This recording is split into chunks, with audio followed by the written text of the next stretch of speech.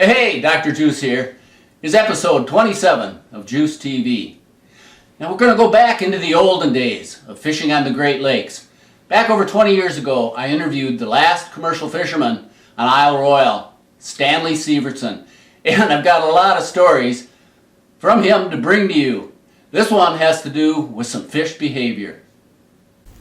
You dumped some lake trout spawn? Well, at one time at Isle Royale, when I was about 14 years old, I remember I dumped a whole tray, and that's about 6,000 eggs right at our dock, and it's kind of somewhat typical grounds like the trout spawn on. There's little boulders and rocks, and it wasn't very long before there was a cluster of anemones there and some suckers and sculpins, and by late afternoon, I'd say about 3-4 hours after I put them eggs down there, you couldn't see one left. It was only about 6 feet of water.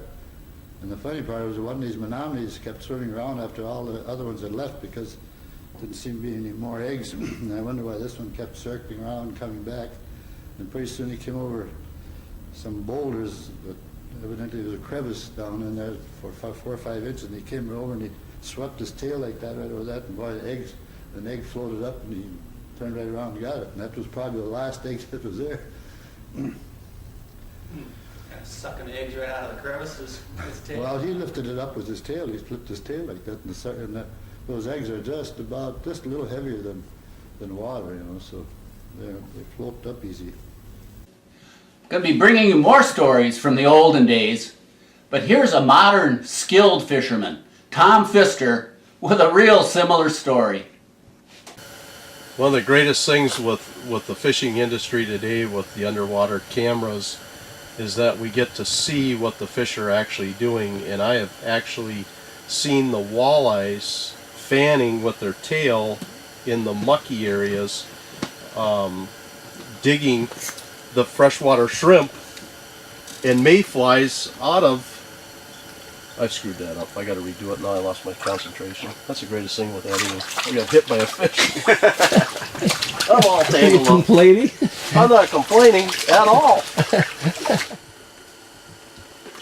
A cute little rainbow, ain't it? Yeah. Tangled up. There we go. A cute little rainbow, ain't it?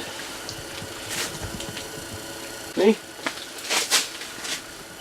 That's why we use Dr. Juice fish scent on our lures. We don't even need bait other than a spoon.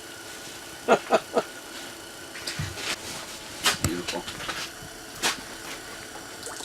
So with all the underwater cameras that are out there, I have actually seen the walleyes fanning in the mud, lifting up the mayflies larvae out of the mud. And most people, if you take a lead weight, you can drop it down your hole, pick it up, and stir up that silt on the bottom, in which you'll raise up the freshwater shrimp and the mayflies, and you can actually visually see with an underwater camera the fish come in and start a feeding frenzy.